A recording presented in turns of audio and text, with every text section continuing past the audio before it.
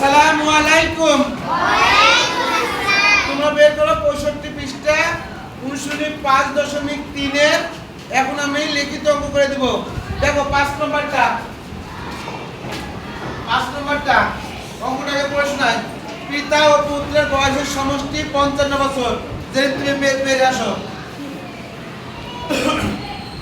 তাহলে পিতা ও পুত্রের বয়সের সমষ্টি কত বছর? 55 বছর। মনে করো আমি পিতা, সে হলো কি কন্যা, সে কন্যা। তাহলে দুজনের বয়স কত বছর? কয় বছর? 55 বছর। তুমি আরো সামনে আসো।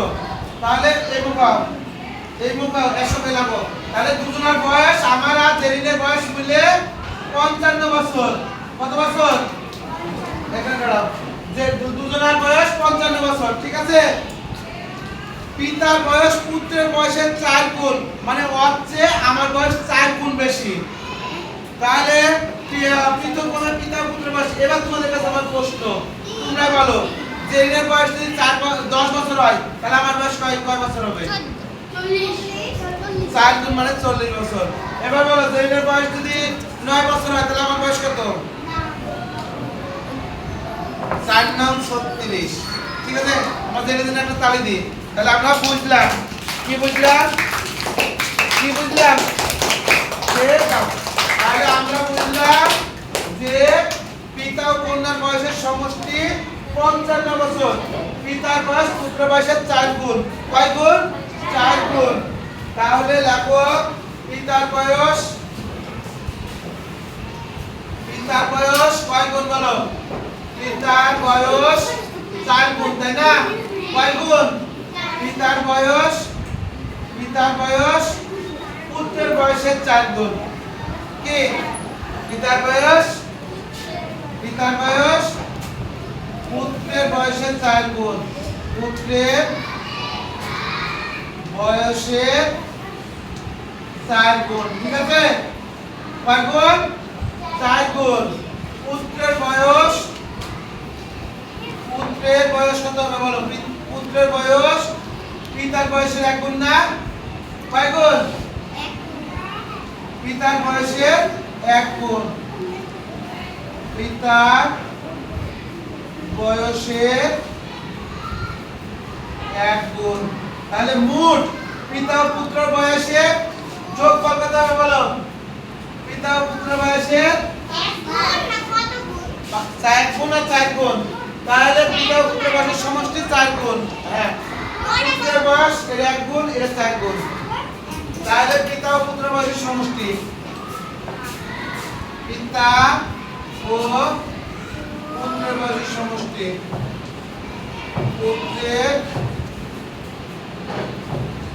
বয়সের সমষ্টি কয় গুণ হয়েছে বলো তো ফাদিয়া? মানে কয় গুণ?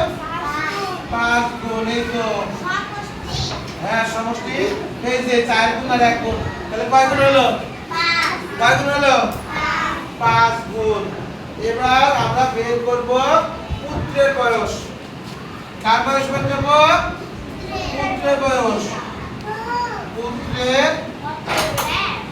পুত্রের বয়স, হ্যাঁ, পুত্রের বয়স। তাহলে পিতা পুত্রের বয়স কত গুণ ছিল? কত বছর? 55 বছর। কয় বছর? 55 বছর। 55 5 দিয়ে ভাগ করো। তাহলে পুত্রের বয়স কয় বছর বলো তো? 5 11 55, 11 বছর। কি বিস্তারিত বলো? পেরেছো? এবার আমরা যদি 55 থেকে 11 বাদ দিই, তাও হবে। আবার 4 গুণ 4 দিয়ে ইয়া করলেও হবে। তাহলে এবার পিতার বয়স, তাহলে জেরিনের বয়স যদি 11 হয়, তাহলে জেরিনের আপুর বয়স কত বলো? কে পারবা নাকি? কত বলো? 4 11 44 বছর। এই তো অঙ্ক। তাহলে আমরা এখানে পিতা ও পুত্রের বয়স বের করলাম, ঠিক আছে? কার বুঝতে সমস্যা আছে? কারো আছে? তোমার আছে? কি আসো বলো। তাহলে আমরা সব বের করে দিলাম পিতার বয়স পুত্র বয়সের 4 গুণ। এই যে 55 ভাগ 5, 5 11 55 বছর। তাহলে তোমার বয়স যদি 11 বছর হয় তাহলে তোমার বাপের বয়স 4 গুণ বেশি, তাহলে 4 গুণ চলে। সবাইকে অনেক অনেক ধন্যবাদ। সবাই ভালো থাকো, সুস্থ থাকো।